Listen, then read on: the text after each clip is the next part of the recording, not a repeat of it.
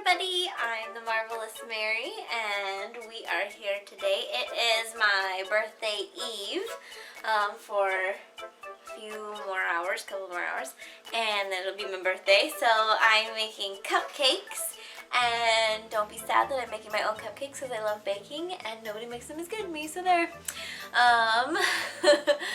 And it's extra special because, come here. Because I got an early birthday present earlier this evening, and it is that Caleb and I are officially engaged. It's right there, look at it. It's right there, there it is. Look at that thing.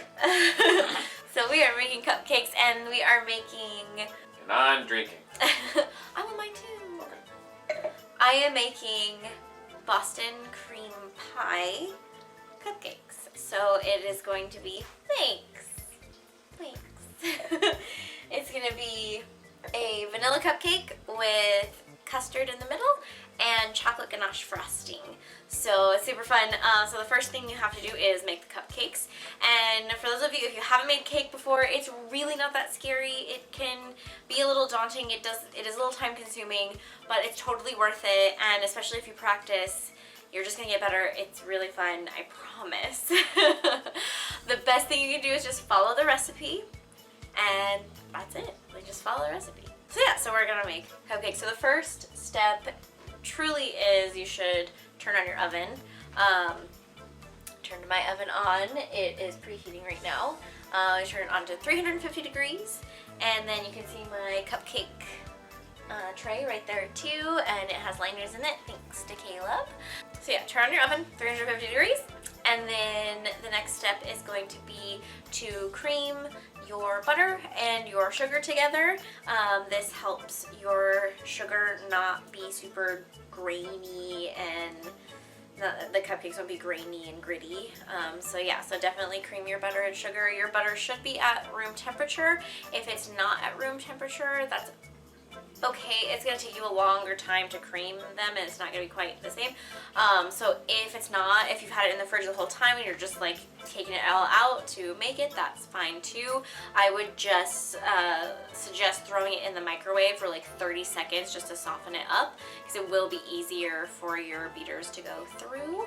And yeah, and it takes about 3 to 4 minutes to cream the butter and sugar. It's not that big of a deal. I'm also using my hand mixer. I have 2 stand mixers, but I always love my hand mixer too, my tried and true hand mixer. This one, I've had it for years. It's KitchenAid. It was not super expensive. I think I paid maybe $25 for it, but I've had it forever. It works really good. So yeah, it's 6 tablespoons of butter and 3/4 of a cup of sugar. Also, if you don't know, so measuring spoons like this, these are for solid measuring ingredients: flour, sugar, peanut butter, cocoa powder, things like that. This is not the same as a liquid measuring utensil. One of these. These are your liquids, these are your solids. It definitely makes a difference in the sense that this is not the same amount as a 1/4 cup of like water or oil or something like that. This is not the same measurement. Yeah, so yeah, I'm going to cream my butter and sugar, and then we will move on to the next step. Okay, so I have creamed the butter and sugar, and then I also, this recipe called for sour cream, so I added in 6 tablespoons of sour cream and a little bit of vanilla. 2 teaspoons of vanilla. I am a terrible person and I never measure my vanilla. Ever.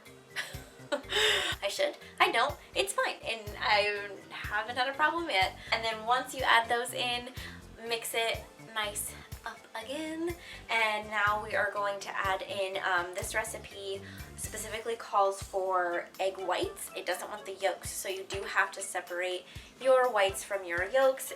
The nice thing about this is that the custard in the center does call for egg yolks, so I am going to save my egg yolks in a different bowl, and I will be using them later for my custard, which is very exciting. So we're gonna do 3 egg whites in the mixture. We are going to beat them separately. So I'm gonna do 1, separate the egg white into there, and then I'm gonna mix it all up. Do the next one, mix it all up, do the next one, mix it all up. It just make sure that the egg is well incorporated into the mixture, and so you don't end up with weird eggy parts of your cupcake, because that's gross. Your eggs should hopefully be at room temperature as well. When you're baking, majoritively speaking, all of your ingredients should be at room temperature. It helps everything incorporate easier. It means, like, for like eggs, if they're too cold, they don't mix as well. If something is too hot and it mixes with your eggs, it might scramble them, which we will talk about making the custard. So really and truly most of the things that you are baking with when you're baking should be at room temperature. I took my eggs out a little bit ago. They're still a little cold. If they're not perfectly room temperature, you will be okay. Just make sure, like, pay attention, make sure that your ingredients are all well combined and incorporated into the batter. You can separate it however you want. People have all kinds of tricks. I've seen the one where they take the bottle, they just like break the whole egg, and then they use an empty bottle to like suction up the egg yolk. I have never done that. I have always just separated them by hand. I do not have, I've seen other people use their hands. They'll break the egg into their hand and then just kind of snip off the egg white with their fingers. I do not have big enough hands for that. That is not a thing that I can do. It just all ends up going through my hand, and it's a hot mess. You want it to be as separated as much as possible. Now, if you do break your yolk, hopefully you don't break it in the batter. If you do break it while you're separating it, that's okay. Just go ahead, and once it breaks, just either, if you're not saving your yolks, just toss it, or if you are, just go ahead and dump it into your other bowl. Now I am ready to do my dry ingredients, and I also have some milk and water that I am adding to the batter as well. Right now my batter looks like this after I've beaten in the egg whites. And so what we're going to do is in a separate bowl, I combined my flour, my salt, and my baking powder. When you are measuring out your flour, if you're not going to sift it, I recommend like scooping it a few times, because it kind of, when you have your flour, like I have my flour in a big container, and when it just sits there, it kind of like compacts down, and so you're not getting a really true measurement if you just that first scoop. It's not quite, like, there might be some holes, or it might be too compact, so it might be more. So I recommend, if you're not going to sift your flour, to go ahead and just like give it a few scoops before you do your scoop and level it off. This is a cup and a quarter of flour, and then it is a teaspoon, 2 teaspoons of baking powder, and a quarter of a teaspoon of salt. Now, I am the same way with my salt as I am with my vanilla. I don't measure it. I don't put a ton of salt in. Obviously, it's a sweet dessert. We don't want it to be super salty. But don't skip the salt. You can, I just don't recommend it, because the salt helps bring out the flavor.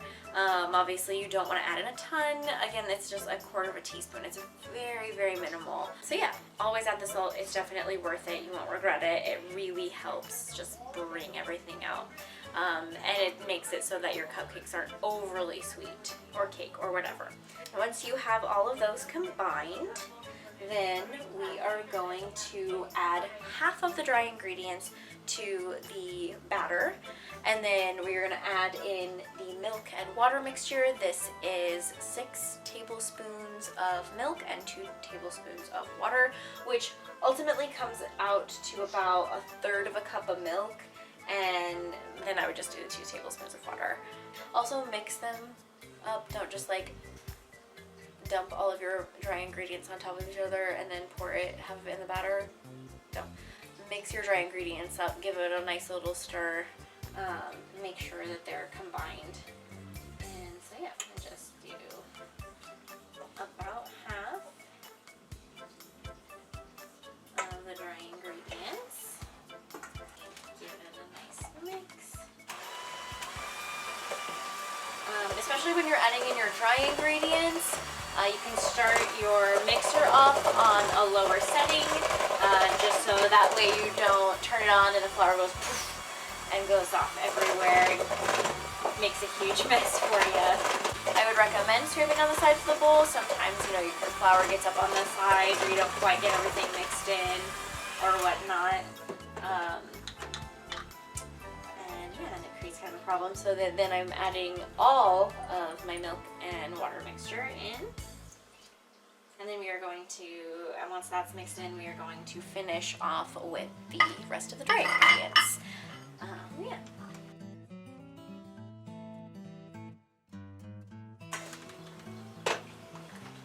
And I have my spatula. I like silicone spatulas. Stuff doesn't stick to them. It's really easy to scrape down the entire side of the bowl. All that good stuff. And then now we are going to add the rest of the dry ingredients. I am going to rinse this bowl out later because I will probably ending up using it for the ganache. Or the custard, one of the two, both probably. So now we're just going to beat in the rest of the dry ingredients. And I'm just going to give the sides one more scrape down and then one more quick mix. And then we are good to go, and that is the cupcake batter. That's it. So now we have, our oven is preheated, so it is ready to go. We have our cupcake liners all set as well. So what we're going to do is we're going to fill each of the cupcake liners up about halfway, and then we're going to bake them. And they're gonna go in for, I'm gonna do it for about 16 minutes. And then to check them, just take a toothpick, or you can take a fork. It's a little more intrusive with the fork, so if you have a toothpick, use it. If you don't, it's okay to use a fork.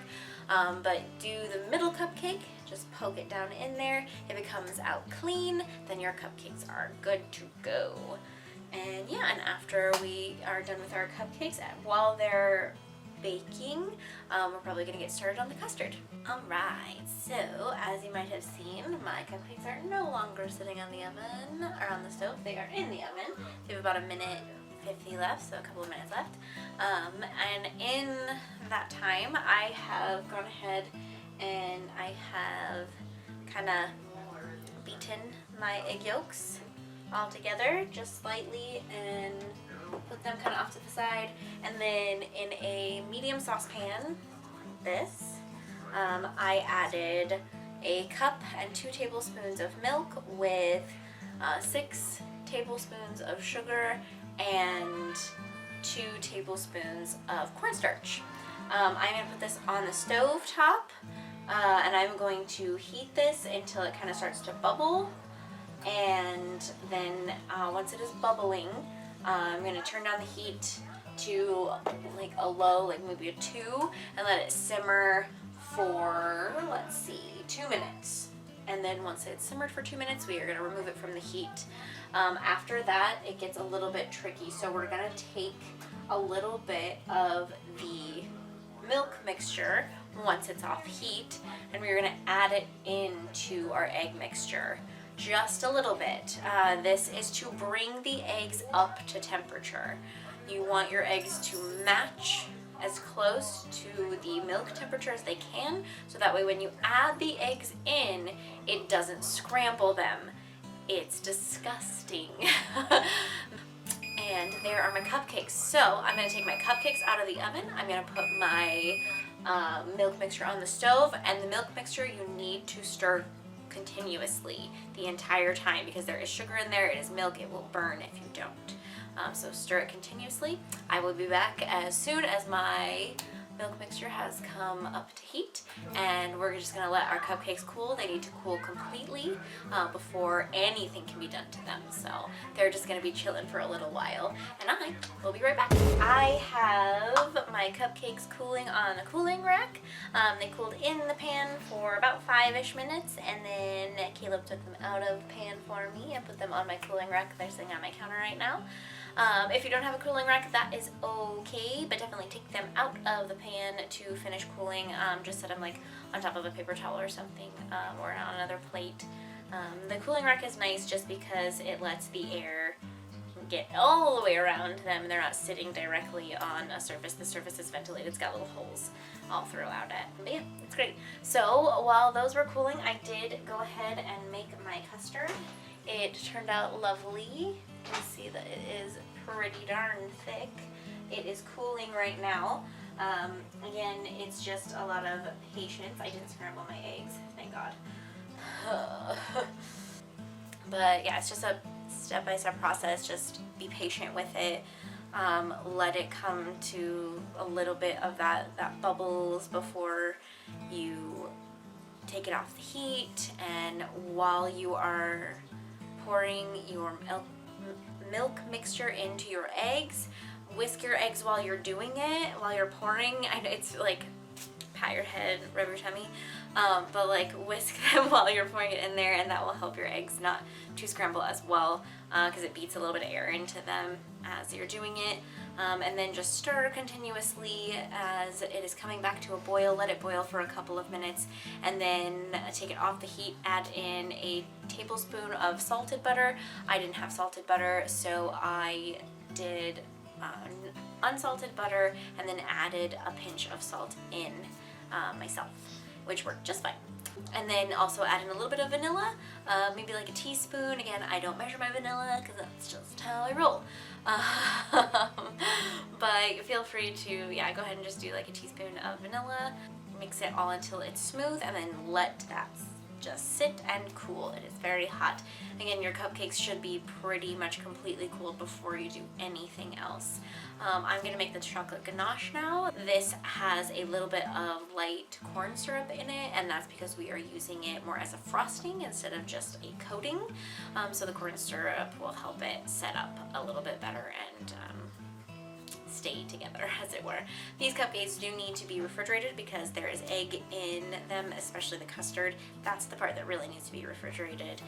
If it sits out, it will get icky. So make sure you have room in your fridge for them. I'm gonna go ahead and make my chocolate ganache. What we're gonna do is we're gonna take 3/4 cup of whipping cream, and we are going to bring it to a boil. If you don't want to have another thing on the stove, that's fine. Put it in a microwave safe bowl, microwave it for like 30 seconds, give it a stir, 30 more seconds, give it a stir. Make sure it's nice and hot, and pour that over your chocolate chips and corn syrup. Let it sit there for 2 or 3 minutes, and then whisk it all together until it's smooth. Once that's done, all you have to do is set it in the fridge and let it set up. That does take a couple of hours. That's probably the longest part of this. So that is what we are going to be doing once I have my ganache made and it's in the fridge. I'm going to check my cupcakes and see if they are ready to fill. If they are ready to fill, I'm going to go ahead and do that, and we will go from there. I'll be back soon. Okay, so my chocolate ganache is currently chilling in the fridge. Again, it will take a couple of hours for that to set up completely. It is definitely the longest part of the process. Caleb was making silly faces behind the camera. Wow. It was. Since my custard and my cupcakes have had a little while to cool while all of that was going on, I'm going to check my cupcakes, see how they're doing, see if they are cool enough, and then if they are, I'm going to core them and then fill them with custard, and and then I'll probably stick them in the fridge while I let the chocolate ganache set up. Once that is set up, I will pipe that onto the top of the cupcakes. That might take till tomorrow, so I might have to make a quick little video in the morning when that is all ready to go, 'cause it's pretty late right now. It's almost 1 o'clock in the morning and I want to eat cookies. So I'm going to check the cupcakes, get those poured, get them filled, and get them in the fridge, and then I'm going to go celebrate my birthday. But I hope you guys will make some cupcakes, even if it's not these. I hope you will. It has inspired you to make some things from scratch. It's totally worth it. It's a lot of fun. It definitely makes me feel good when I do it. So thanks for watching, and I will see you later. If it's your first time here, thanks for coming, and hit that subscribe button. I also have a Facebook and Instagram page you can follow. And if you're coming back, then thank you very much for sticking with me and listening to me drone on and on. I appreciate you. Thanks so much, you guys. Have a good one. Bye.